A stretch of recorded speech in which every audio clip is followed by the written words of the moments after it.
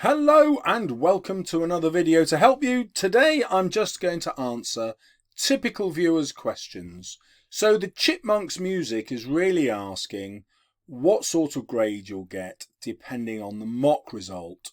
So Chipmunk says, I was predicted a 6, but I really wanted a 7, but I missed the 6 by 1 mark in both my mocks. My mock results were a lot better compared to my class, so what do you think I'll get? Well, the way this will work is your teachers will look at your mock results and everything they know about you and then add quite a bit on for how you would have done in the exam. So if you were 1 mark off a 6, your teachers are very, very likely to predict a 7 for you. Now, will you end up getting a 7? The chances are 50%. Because when the government has looked at how teachers estimate grades, they find that they're 50% accurate but 50% inaccurate. So you've got a 50% chance of getting a grade 7, even with 1 mark off a 6 in your mock. You've probably got a 33% chance of getting a 6 and about a 16% chance of getting a grade 8. And that applies to all of you, okay? So you've got a 50% chance of getting the grade above your mock result, right? 50%, whatever your mock result was, 50% a grade higher, 33% would be that you'd just be given your mock result, and about 16% that you will get higher, 1 grade higher than your mock result. Stressed female dog says, Sir, I'm worried that GCSE is going to start again because the government is deciding that schools should open in May. I can tell you with 100% certainty that whenever school opens, even if it's tomorrow, you will not be sitting GCSEs this year. Okay, that is 100% certain. If you want to do the retakes or the new exams in the autumn, yes, you can, but you will not have to do the exams this summer. There will be no exams this summer. Bjoy Bannock says, what about private candidates?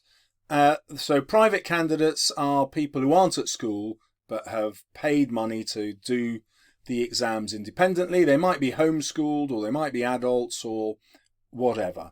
Well, the answer is, unless you're in a centre where you've done a mock and the head of centre can have a reasonable guess at what your mark's going to be, you will do the exams in the autumn as soon as they are arranged. So revise now because you will be doing those exams. The Real Gamer asks about target grades, which I get a lot. So my target grade for English Literature and Language is a 5. I got a 6 and a 4 in the Language and Literature mocks, presumably. What will my grade most likely arrive at? Okay, so your teachers will totally ignore your target grade, really. They will look at everything they know about how you've actually done in Year 10 and Year 11. And they will make their prediction from that. So let's say you got a 5 in your mock and your target grade was a 3, they'd ignore your target grade. Similarly, if your target grade was a 9 and you got a 5 in your mock, they would ignore your target grade. They'll just look at what they know about you with your results so far and the way you study and make a prediction according to that. And most teachers in most subjects in most schools will take your mock grade, let's say it was a 5, and they'll just add a grade on and say, yep, we reckon you'd go up a grade and get a 6. You know, that might not apply to absolutely every student in the country, obviously, but on average, that's basically what teachers will do. Unless they know something specific about the way that you've worked in the past that would make them think, no, actually, I think you could go up 2 grades, then it's basically going to be a grade that they'll put you up. It's possible that if you did a mock really early, let's say in October or November, some teachers will say, well, since November, they're bound to have gone up 2 grades by May and June. So that could happen, but we just don't know. But definitely 1 grade up would be the average that teachers would pick. A Golden Ninja asks, how flexible will universities be with entry requirements? Well, although we don't know this, we can predict they're going to be very flexible because universities are facing a catastrophe, which is the lack of foreign students coming in next year. Foreign students pay a lot more for their university courses than British students do, and universities desperately want to attract foreign students. So they'll be short of money, so they'll be desperate to let people in. Now, against this, the government has said, well, we're not going to let you just lower your grade boundaries, because then the better universities would hoover up all the students who were at other universities that weren't quite as good, to fill these places that will be missing when the foreign students don't turn up. So our best guess is that the entry requirements will stay pretty much the same. Having said that, there's always clearing, and during clearing you'll find there are loads and loads and loads of courses on offer. So I don't think things will be much different from previous years. The next question is a really good one. If I don't get the A-level grades and I end up having to sit in the autumn, would that mean I have a late entry to uni?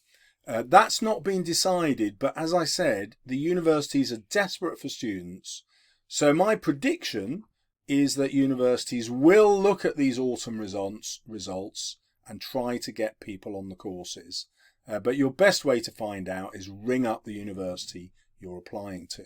Unknown R says, hello Mr. Salles, I'm a student in year 11. If I got 3s in all the mocks, is it likely for me to get 4s on the teacher predictions? Yes, it is, but it isn't likely that all those 4s would stay. I'd say you've got a 50% chance of those 4s staying if your teachers have moved you from a grade 3 to a grade 4.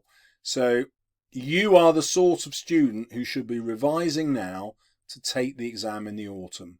Because after all, you've got a good chance of 5s or 6s because you've got loads of time to revise. Because you're not going to revise for all your exams, just the ones you need, which will be maths and English and any subjects that you want to study at college or sixth form.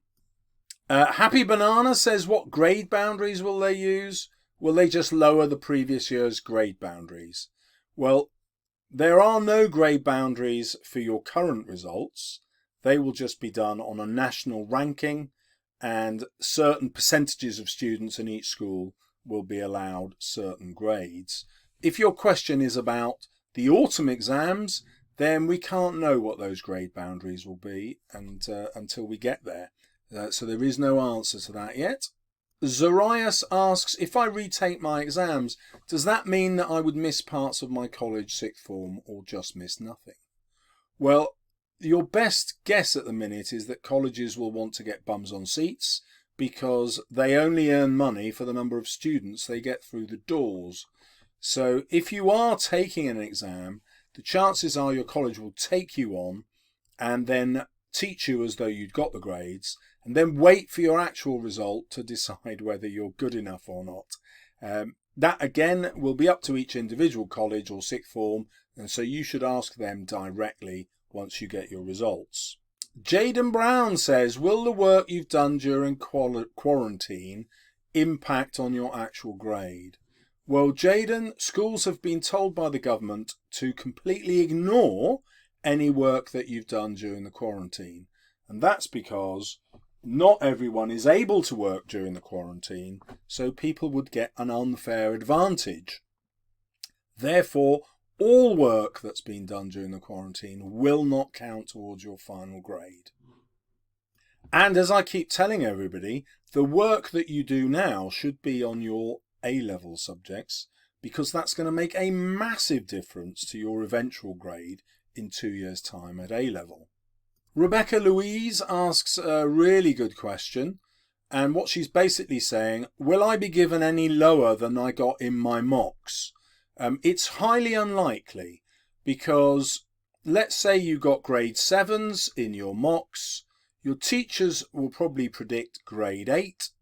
If the government then says, well, that's a bit high, we're going to adjust them down, you're unlikely to go down more than 1 grade. So you would come down back to the 7. It is possible that the government would adjust you down to a 6, but very unlikely. Okay, so for most people, it will be very, very unlikely to get a grade that's lower than their mock result. This is my most common question, and it's not a very good one, but I'm going to do it because it's so common. So Jay Peebles says, what if loads of year 11s didn't do SATs? I'm one of a few who took those in year 6. Well, if you watch this video, it tells you quite clearly that your individual results in SATs are not relevant. It's only the SATs results of the whole of year 11 in your school, and there's always enough of those in order for the government to make predictions from it. You want to find out how? Watch that video. Dwight asks a really good question. What if your teachers don't have evidence of your work as you were told to take the work home to revise from?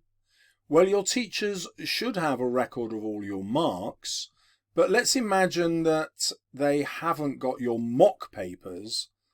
I think a lot of schools might ask for the mock papers back because teachers will need to use the mock papers in order to rank students. Now, they might not. They might have other ways of ranking just based on their mark books where they've taken in everybody's results. But the easiest way is to email your teacher and say, would you like my books back or my mocks back? Would that help? And teachers won't know yet because they're not back at school. It's still the weekend. But next week, yes, they might potentially want what you've got to offer, and you won't lose anything by asking. Elliot World says, I go to the worst performing grammar school in the UK. Congratulations, Elliot. How is it fair my school's performance can affect me? Well, this is true regardless of what sort of school you go to. And it isn't fair, but that is how the exams would have worked if everything were normal. You know, your chances of getting a really good grade in your school, if your school doesn't have a record of getting good grades, would be quite low. And it's that exact same probability that the government will apply here.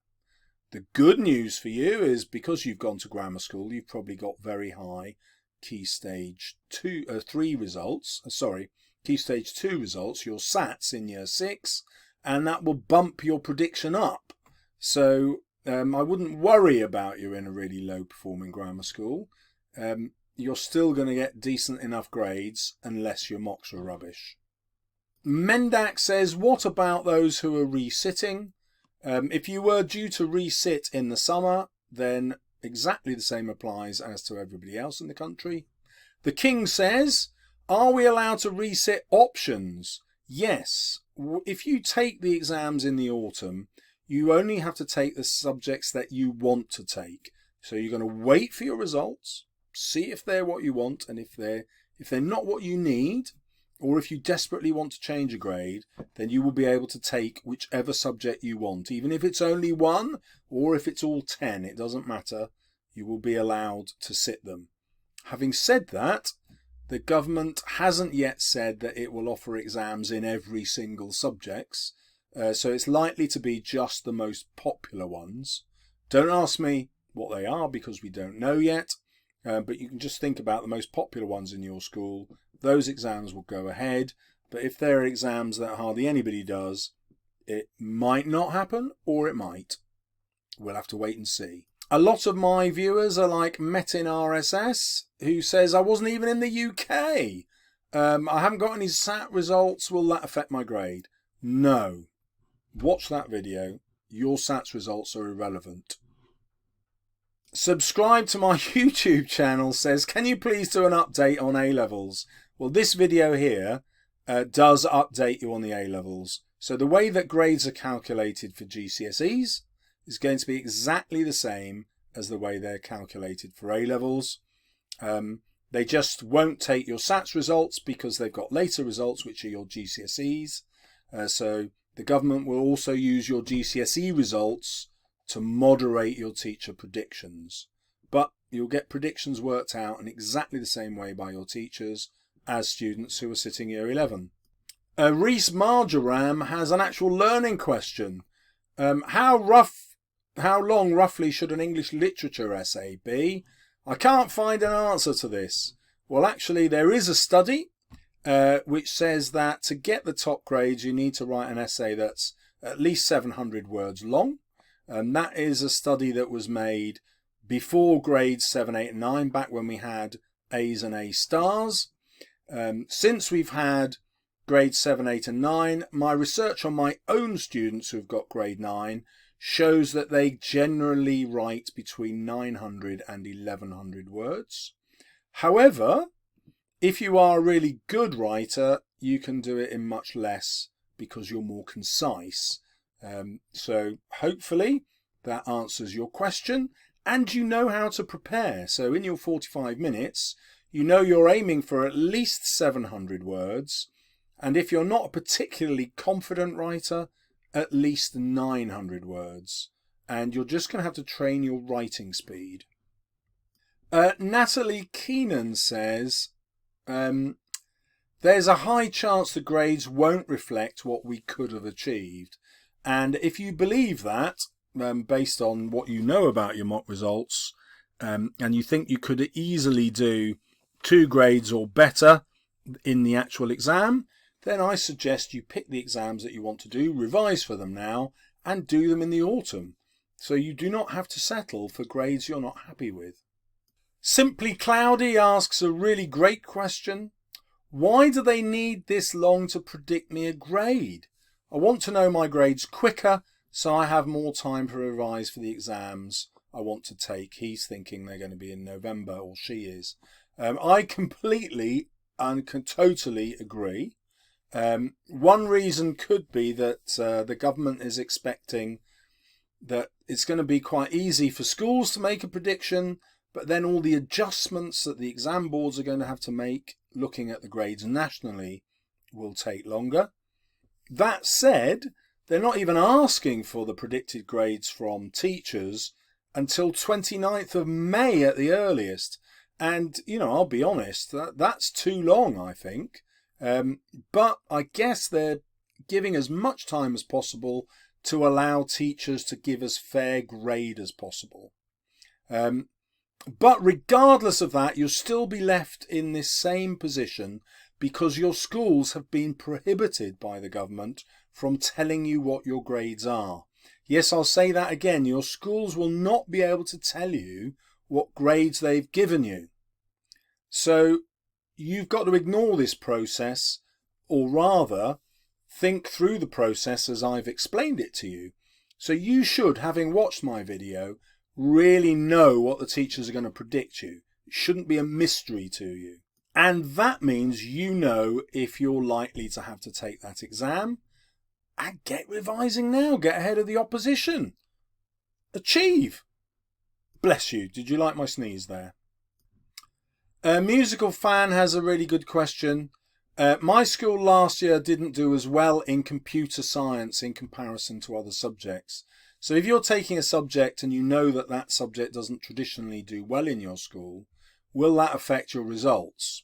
Well, it won't affect your results in the sense that whatever you got in your mocks should still count. You know, you're not really going to get a mark that's necessarily lower than your mocks. The government won't look at your individual subject in your school and say, oh, we don't trust the marking in that subject. All they'll do is have the ranking, and wherever you are in the ranking will give you the sorts of grade that they expect. Now, why the ranking is really helpful for you is, although overall the results might not be very good, if you've got a really good grade in that subject, then you're going to be really high in the ranking. So you will still get a really good grade once the government has looked at your teacher's predictions. Ahmad Mubashar asks a common question, and he's saying, I'm predicted pretty low marks compared to my actual mark in my mock. Will that negatively impact my grade? No, it won't, okay? Your predictions that schools have for you are based on how you've done in year 6. So that's the same as your target grade. That is not the predicted grade that your teachers are going to send to the government. The predicted grade they'll send to the government is based on your mock results, your current assessments, your current homework and coursework. So they'll look at how you're doing now, and from that predict how they think you would do in the summer in GCSEs. They are not interested in any predicted grades you've had before. they are utterly irrelevant. Okay, predicted grades and target grades will not affect the teacher's predictions for you this summer. Sadie79 has got quite a common question, so I'm going to call it she. She's moved up in maths recently into the higher tier and is getting higher marks now. Will her old foundation maths marks count against her? And the answer is no. Okay, your teachers are going to take your most recent performances as the best guide if they're higher, for sure. So, you know, if you've been getting better and better, your previous results will not bring your mark down. So, for example, in my school we do mocks in November and February, and your teachers will ignore your November mocks. They'll use your February mocks, unless of course they're lower, in which case they'll give you the benefit of the doubt. So no, if you've started to perform well now and your teachers know that, then that will be reflected in your prediction. Amber J asks a superb question. How will Ofqual choose which year is fairest to look back at how the school has done? So either using 1 year or 2 year or 3 years. So what they'll probably do is look for fluctuations. So when they do these calculations, they want the minimum number of fluctuations in actual results this year compared to last year. So whichever one of these models gives the fewest fluctuations will be the best, because it will mean that the grades are most predictable and most reliable. So that's how they'll decide. The one that does least variation or gives least variation in exam results, so that gives you better confidence that things are as fair as they can possibly be. If you've got variation, then there'll be too many people being given higher marks than expected and too many people getting lower marks than expected. So that's how they will decide. Thank you, Amber, for a very intelligent question. Another really intelligent question from Lucy Crowhurst. What about students with special educational needs who did not get the correct exam access arrangements for their mocks? And this is probably quite common, where you might have not had extra time or extra support because the school didn't have the resources to do that. They put all that into the actual exams. Well, your teachers would know that. It is worth letting them know in case they don't. So I would email your teachers and say, hey, remember, I didn't get my extra time, because that will be important, because your teachers will have to then think, oh, right, okay, well, in the real thing, they would have had the extra time. So I do have to add quite a bit of extra marks on, potentially, from the mocks to come to my predicted grades. So if your teachers don't know, or you suspect they might not know that you didn't get your extra time or your access arrangements, email in and just remind them politely to factor that into their predictions. And the last comment I'll deal with comes from Ketan Charutur. All of this is stressing me out, which I think is probably really common, okay? But if you look at the title of the thumbnail, it tells you that 75% of you will still get good enough grades. So that's the opposite of stress. You know, you pretty much know if you're going to be in the bottom 25%. So stop stressing.